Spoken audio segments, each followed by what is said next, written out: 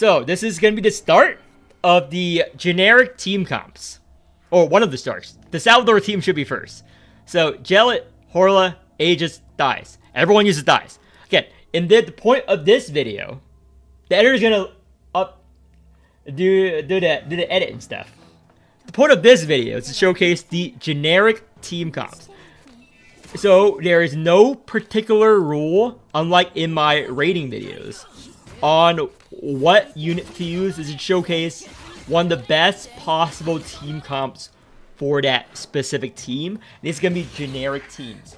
So the video that should have started off is Salvador. Salvador is the easiest team, meta team, in the game. It is the easiest team in existence. And my editor should have put that as the first video. This should be the second. So let's do wave 5, alert 5. This is, everyone knows how fucking boring this comp is. I'm sorry. But this is probably the easiest endgame comp in the fucking game. You cannot fuck this up. As long an ultra player can probably figure out how to play this comp. So let me get, let's even get the caucus. Let me get the zoo. High HP value. So this is 225 con. The reason why I put the caucus is because of his con value. Just put units with high con values. That's all you need. So birth, make his con stronger. So let me put this, make his HP higher. So dice, let's use her wheel, whatever. So zoo, let me see here. Let me grab the Karen wheel. This is the actual video now. So let me put this, and let me put in the, I like the Karen wheel a lot for her. But healing card, blah, blah, blah. Where is it? It's right here. I like this a lot for her. So that's good enough. And let me borrow Luma's Salvador. This is Salvador, I better Luma. He doesn't really play the game that much anymore, but a lot of people are dropping the game recently. But let me see here. But we're just gonna care about HP values here. Actually, I have a new covenant. This is the Riker cache. This is my Sigil Yo covenant. I did that for fucking whatever. So boom, boom, boom. Let me change this one actually. Let me make it. Yeah, I wanted that. Lone Seed. Here we go. Okay, I'm gonna showcase the comp a little bit for the Carol image reel, and then I'm gonna complete the run for whatever. You can see the completed run if you go to live stream and whatnot. This is gonna be very boring. So blah blah. Salvador. What Salvador's image relic does. Each time he accumulates Crimson Furnace, which is his main thing, he gains strength equal to 5 times the amount, and his strike and end of suffering gets a 1x strength bonus. This just speeds up his comp, because his comp is one of the longest comps in the game. Like, this is, you don't necessarily die. You just won't play the game for a while, okay? This is quite boring. This is what you do. Again, you put your highest HP units in this comp to have a high HP value. The bigger your HP value, the bigger your furnace is. The bigger your furnace is, the faster Salvador scales, and the more damage she does when you eventually hit the burst turn. So that is basically the gimmick behind playing Salvador. So this is what you do. You X-ult on her. I probably should have put Aegis. I don't know why I did that. Whatever. Do this. Again, there's no Vuln on the enemy because it does not matter. You do this. Last option. Let's just rouse her. Again, it's a mix of last options, first option. 700. Oh, heal up. We're full health again. Let's dupe. End of suffering. This is all you do. Dupe end of suffering. Click this. What option? Last option. Click this. What option? Last option. Do this. Play the defense. And let me put this on Salvador. Could have done this earlier for the bone. Yeah, Salvador, you just put the highest HP units you have. And end turn. You get your shield based off of your max HP. Your furnace based off of your max HP. Damage based off your max HP. All that matters is your max HP in this comp. So, let me feed the baby. What we're going to do? Dupe. What card we're going to dupe? End of Suffering. And see, every time we build the furnace up, we get a nice strength buff. So, now we're going to End of Suffering. Actually, I'm going to show you this, because this is a good video. So, boom. Transform that shield. 2,000 shield. We're not taking damage. So, we're going to Exalt. Dies. What card are we going to do? One card. You don't play other units' cards. Every other unit is just there to look pretty. Boom. Last option. Boom. Last option. Now, we heal. Get rid of this. Can't lose max HP. Caucus Strike. Birth of Assault. Done. That's all his image relic does. It just makes it faster. Playing this comp, if you go over my older Salvador videos, is the exact same. There's nothing different. All it does is give you this strength and faster damage. You're not going to die anyway, okay? Unless you're a fucking trashed ultra player, you're not going to die playing this. So, blah, blah, blah. I'm gonna clear this mob wave. I'm gonna end the video for it, and I'm gonna finish the run on stream and torture the people watching this video, because this is extremely boring for most players. I personally don't find it that boring. Okay, I personally find it funny, but I know this is extremely boring. So, Exalt on dies. What are we gonna dupe? What are we gonna dupe, boys? End of Suffering. Okay, what option are we gonna play? Last option. Oh, Furnace. What option are we gonna play? That's right, not the middle option, because we want the Furnace for the next battle. So, last option. Boom, Furnace for next battle. We're ready. Congratulations. You now have a PhD on how to play a Salve comp. What 2 units should use it without? If you don't have a zoo, doesn't matter. You don't have a caucus, doesn't matter. What matters? The con value. Your 2 highest con value units go here.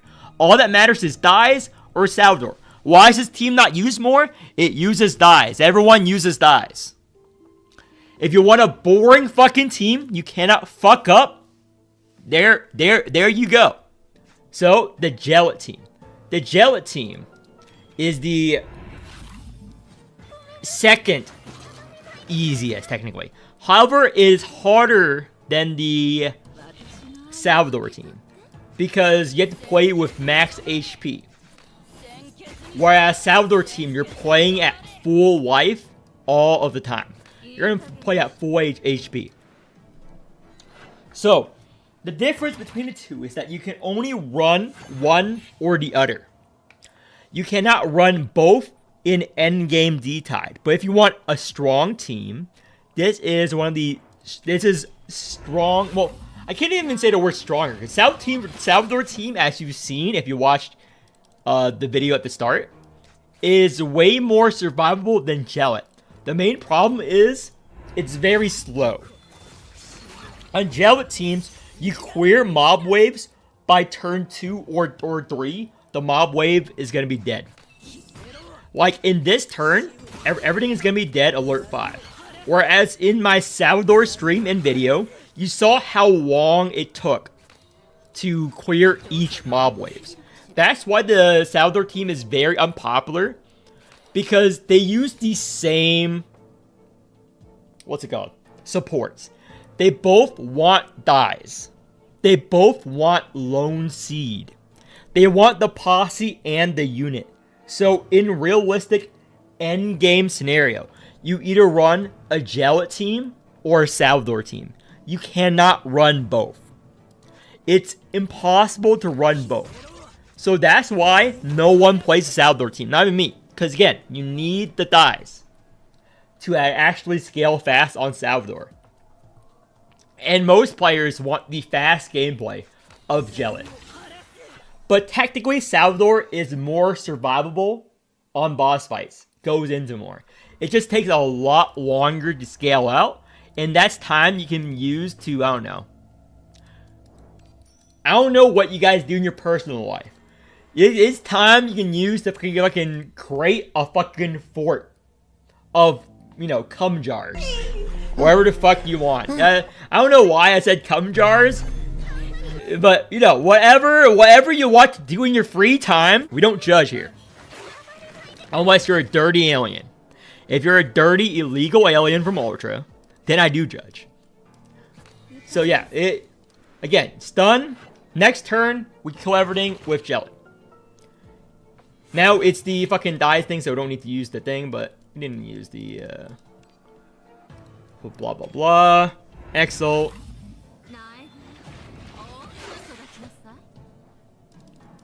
Bloodthirsty. Rouse. There's Super Baby.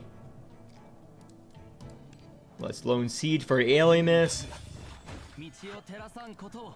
Perfect. Exalt.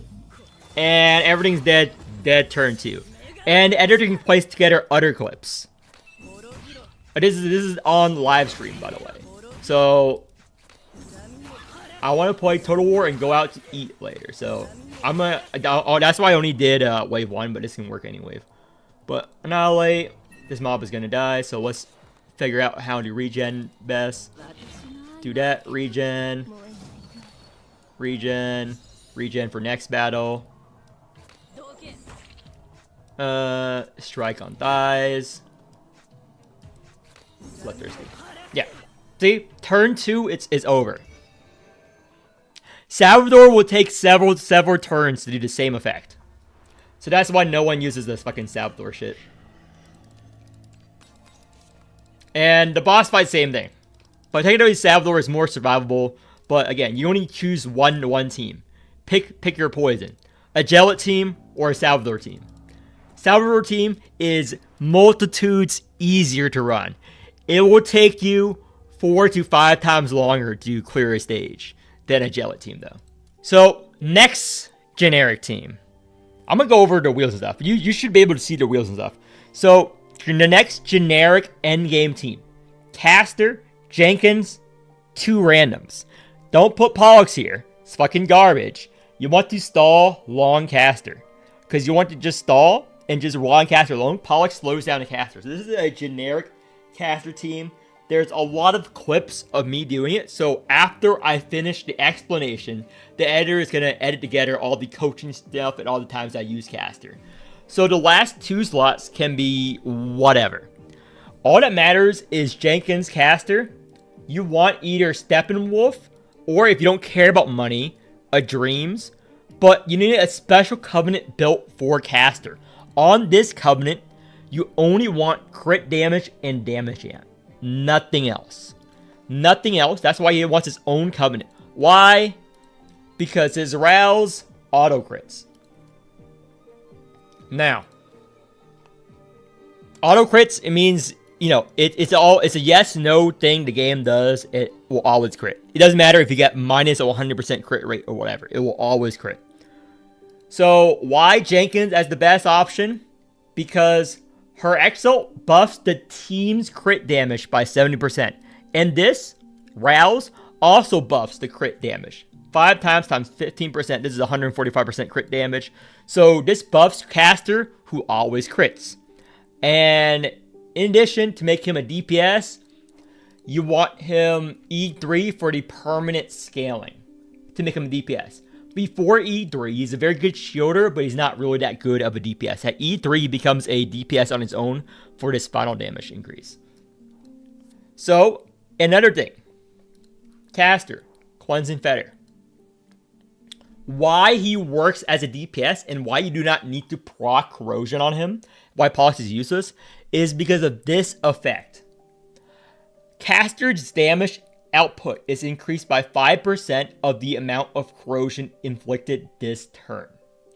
So, he scales up on damage based on how much corrosion he did in that turn. Not how much corrosion he procs.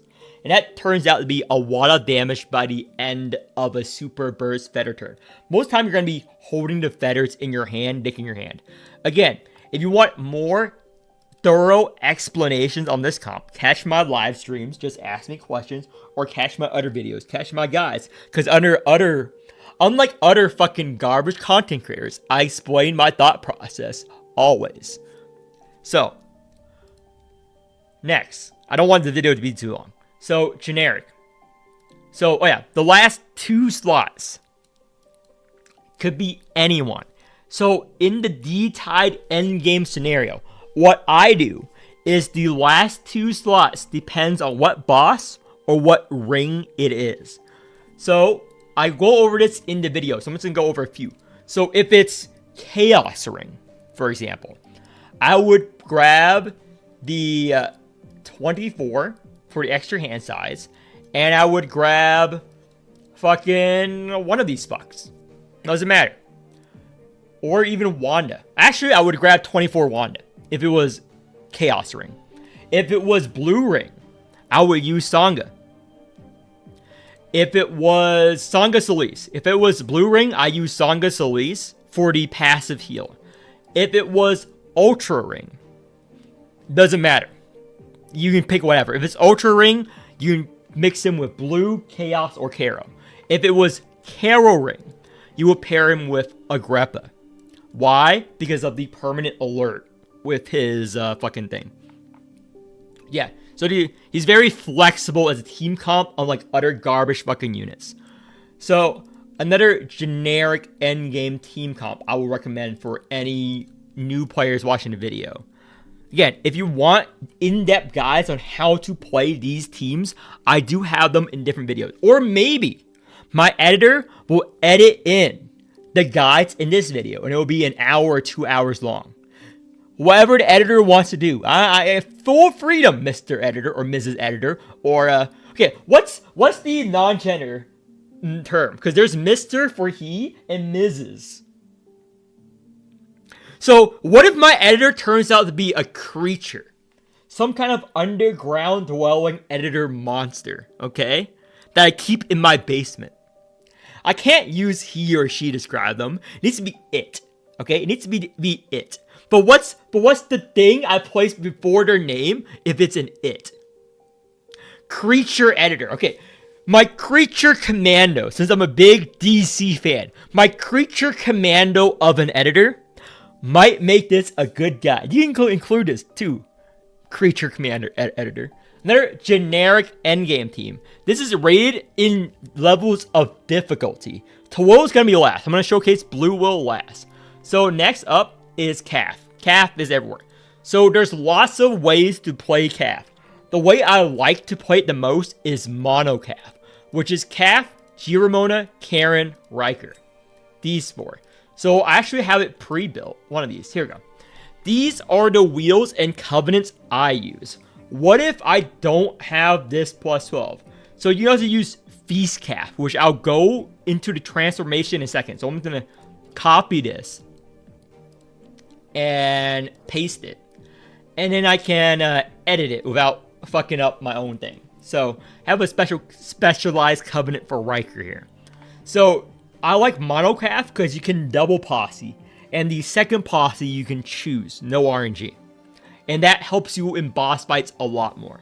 So on Karen, you want to use Tulu's wheel on her because of this effect, which means you can exalt first turn every mob battle.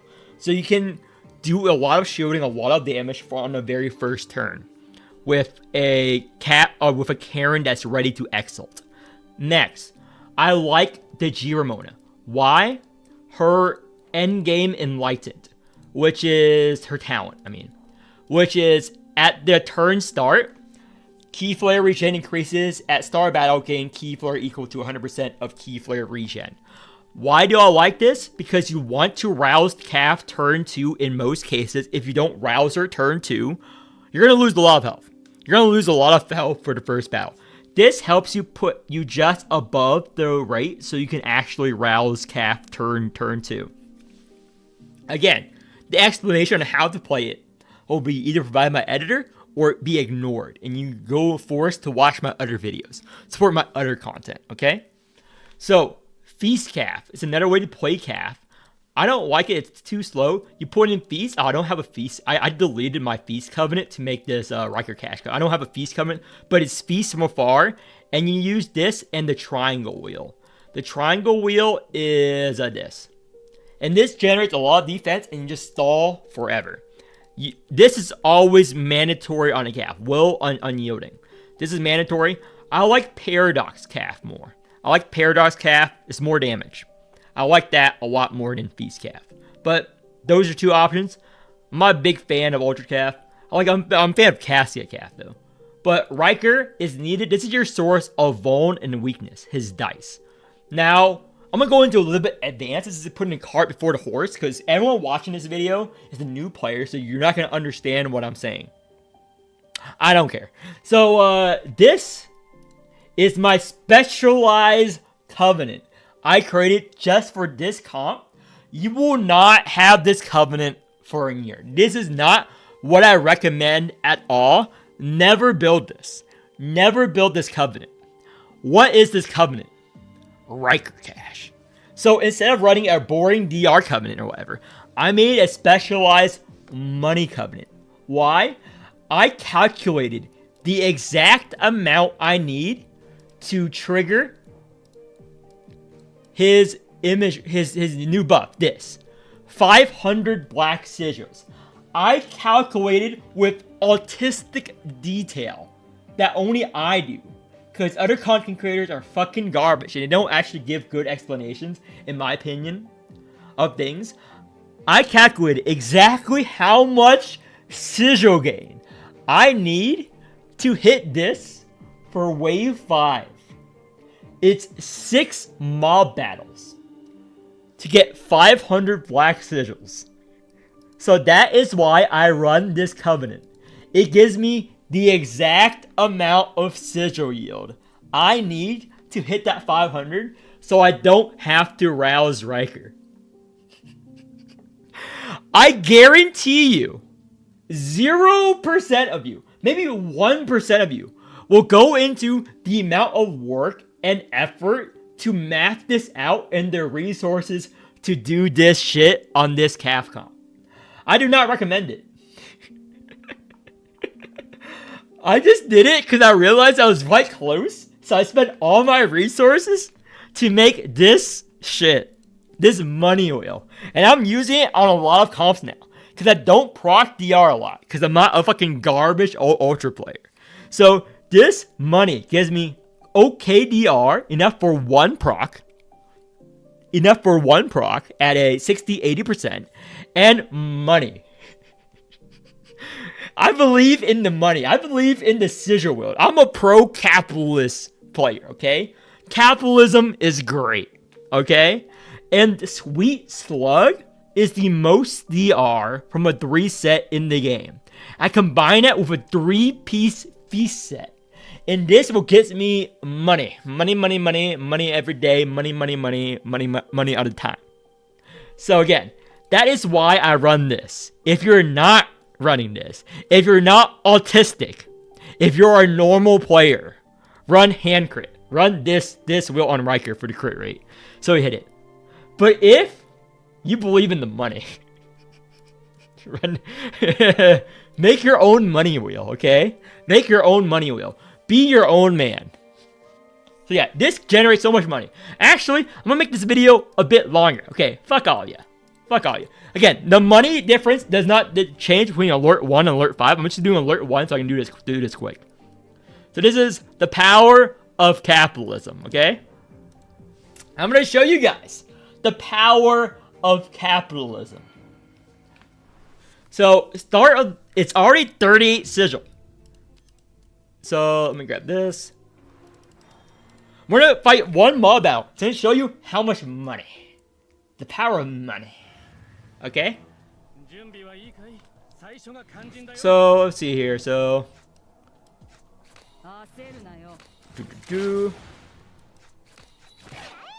Doesn't matter. Again, and we're gonna one-shot everything because the sigil gain does not change between this and later. So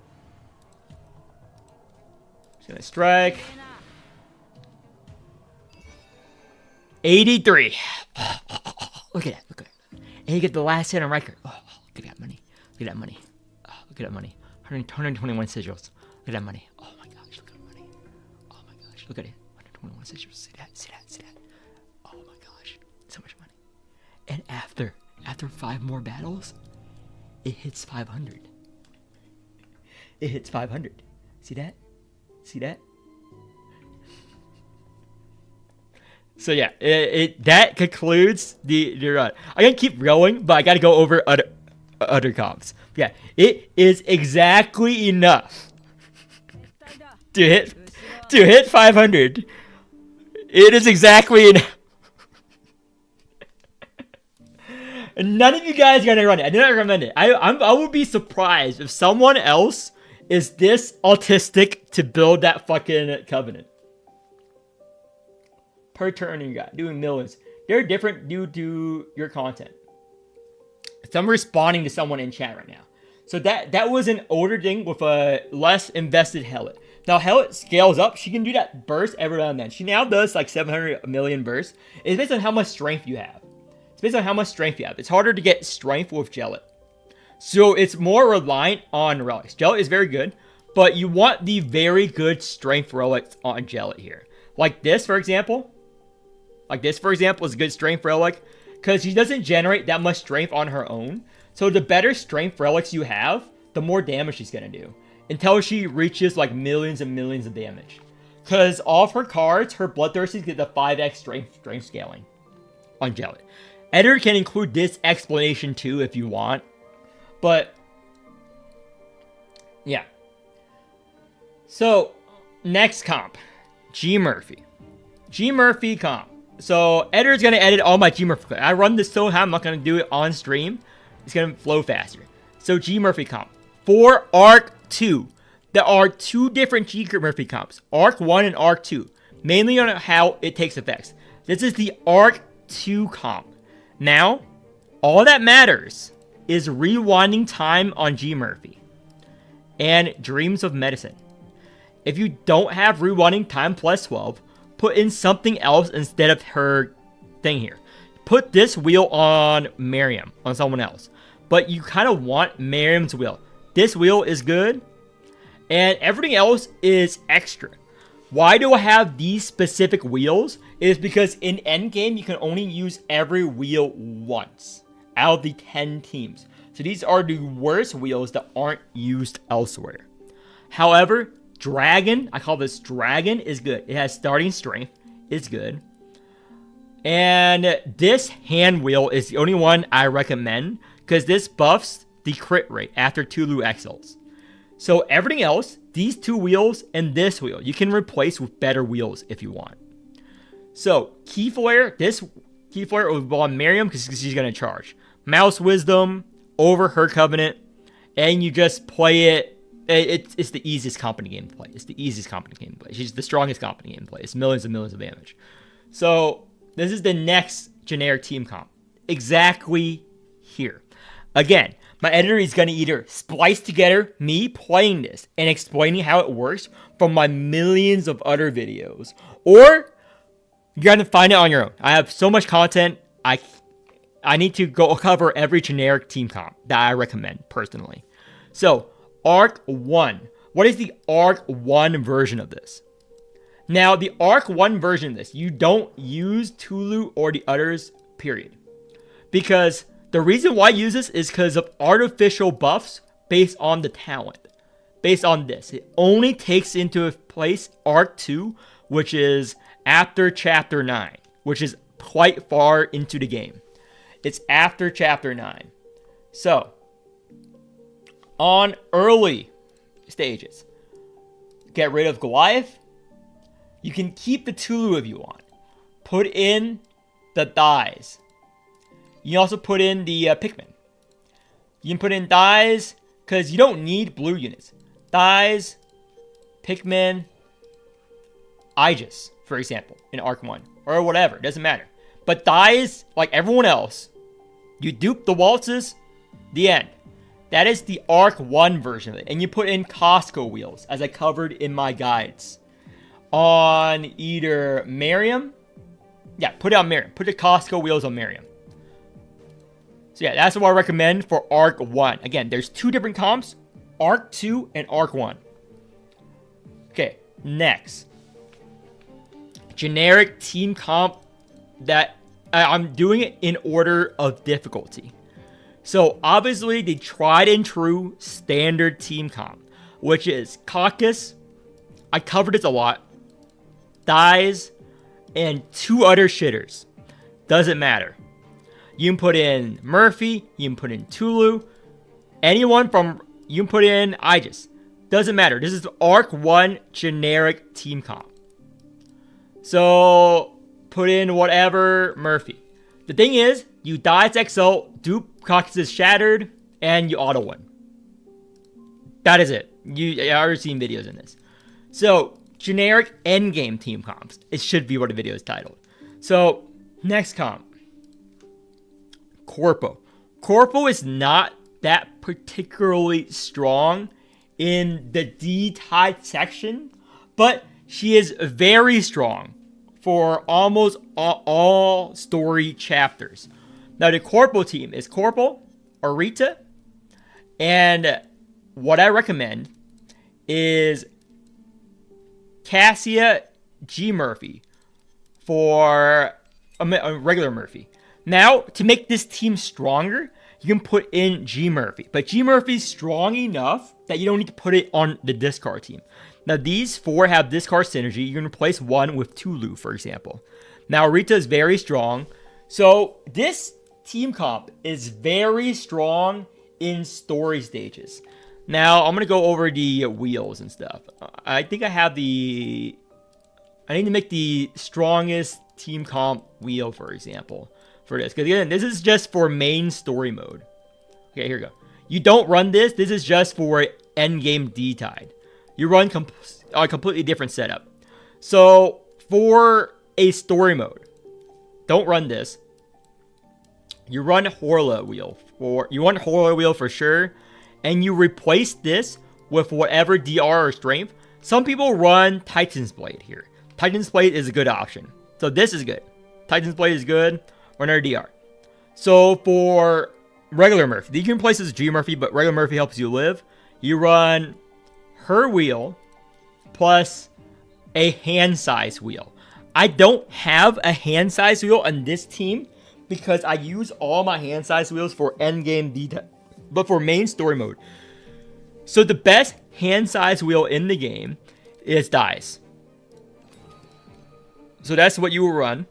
And another key flare wheel. So any plus 12 key flare wheel you have. So this. So actually, you replace this with with Dust and Dawn if you have it plus 12. You probably don't have a plus 12. Just any. You run Dreams. And Arita. 24 wheel on her is what I recommend. Second wheel. For a main story team. You can run this one. You can run this. Any plus 12 shit you have. Or any damage wheel. If you don't have a plus 12 wheel. Use Dearest Friend, this one. Use this one if you don't have a plus 12 wheel. But this one I recommend above all else. Increase Exalt base damage. And it charges her up every turn and buffs the crit rate of your team. Remember, Tentacle is based off of the average crit rate of your entire team. So the more crit rate you have on anyone, you can go over 100% on one. And will buff your Tentacle crit rate. And Ariel will trigger the Tentacle crit rate. And for main story, you would use this. And we're going to go over Cassia.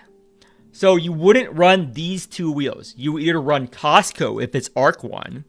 And then you would add in any super good wheels you feel. So either Sigil Gain, either Birth of Soul for more HP, or maybe some DR if you want to trigger more DR, either Hamel wheel. Whatever 2 best wheels, or make her a Costco carrier you want, you put on Cassia. So, how does this team work? Editor can edit in stuff, but I'm going to explain why it's stronger in story mode than it is in the endgame D-Tide mode. In the endgame D-Tide mode, it is weaker than it is in story mode. Because in story mode, you want to use your best wheels, your best shit. So, also, in every story chapter, if you follow my guides, there are gimmicks, otherwise known as resonance effects. And every time they make a story chapter, Corpal takes advantage of the gimmick, always. Every chapter, Corpal benefits from the gimmick. There is no gimmick in the D-Tide endgame. It's just you bare bones raw dogging content. You just raw dog content in the endgame. In story mode, whether it's hard mode or normal mode, there's always a stupid OP gimmick you have to play around. And that's where this comp shines. Like, if it's insect mode, great for Corpo. If it's fucking Doricine, great for Corpal. If it's lasting, great for Corpal. Every single gimmick in the game is great for Corpal. That's why this team is insanely strong for story mode. However, it's a lot weaker in the D-Tide endgame mode. So that is another generic team comp. Again, this is a strong team. So let's go over another generic endgame team comp that I recommend. I'm not going to go over units I don't recommend in terms of difficulty. Now, one over caster, one over thing. So the last one I would recommend, one over calf, is Blue Will. Probably the strongest and the most complex because it goes into every boss in the game. There is no boss in the game that this would not work against. Because the thing about Tawil, if you watch any of my Tawil guides, is that she has a solution for any problem you encounter if you mix her with blue. She has access to poison. She has access to counter. She has access to AoE cards. She has access to Alimus cards. She has access to shield cards. She has access to mana, get rid of stagnation. Every boss gimmick in the game, she has an answer to with the Blue Realm cards. Now, I made so much Blue Will content that my editor can find through of me clearing content. I even did it on this stream, showcasing how it works. You need the caucus for the top deck shattered and protective. You need the Hamel. Again, I explained this comp a trillion times. You guys are sick of it. So, her gimmick, she copies cards. Blue Realm has a card for every scenario. If a boss builds counter, you build counter, you kill the boss with counter. If the boss doesn't work with counter, he only hits you one time. You pick poison cards. You pick a lightning retribution. Just kill the boss that way with poison ticks. If the boss, does anything, you will always have a solution to. Every other scenario in the game, you will find a solution with any team comp. There will be a boss that counter that specific team comp that you would have to change up your team comp for. And that is not that good. Like, take this boss, for example. In order to adapt to this boss, you have to put in the Alva in order to make calf or other endgame team comps playable. With Tawil, you don't need to do that. You don't need to do that. You just use the same team. You don't have to change a single element of that team, period. You can run it into any boss and be fine. On other bosses, if a boss has counter, you're fucked on certain comps. You have to play the game differently. You have to replace units and put in the Pandia. Tawil, you have a solution. If the boss stun locks you, guess what? Bad. There are even bosses now that caps the amount of damage you do from a single card per hit in Chapter 4. So Pollux is bad again, because this thing is big single hits. Tawil is a trillion hits, or single hits if you copy the cards. So whatever solution you do, However, it is technically one of the hardest comps in the game to play. I do not recommend comps based on how easy or hard it is to play. I recommend this comp because it is a good way for you to grow and learn as a player. With playing to will, by knowing how to copy cards, you get to learn every aspect of the game. How do I play into a boss that builds counter? How do I play into the boss that does this? You get to experience every card in the game, every for Exalt, because here she is copying cards. You get to experience the flow back and forth from the game. Draw pile, you know which relics are good or not. It lets you grow as a player, as opposed to playing other comps, which is there's one strictly correct way to play the comp. To will, there's multiple avenues for every boss. There is a right way to play it. However, there are more right ways to play it, if you understand what I'm saying. Other comps, there is one singular correct way to play that comp. Take Salvador, for example, at the beginning of the video. There's one way to play that comp, and you're going to play that comp every turn unchanging. There's one way to play that comp, period. This way, there's multiple ways to play the comp. So this is the best version of Twill I would recommend. And that is all the generic team comps I personally would recommend. There are other comps such as Daffodil Zoo Poison. Daffodil is very strong. However, it is high investment level to get started, get it running in the first place. There are a lot of comps like Manchette. Good. I do not recommend it. DR and stuff. It's poor, it's bad for you as a player, it's very restrictive. And compared to these comps you can swap out units and run just fine. You can experiment with multiple avenues of the game. Yeah. So yeah, that is my explanation. That is my endgame generic team comp recommendation video.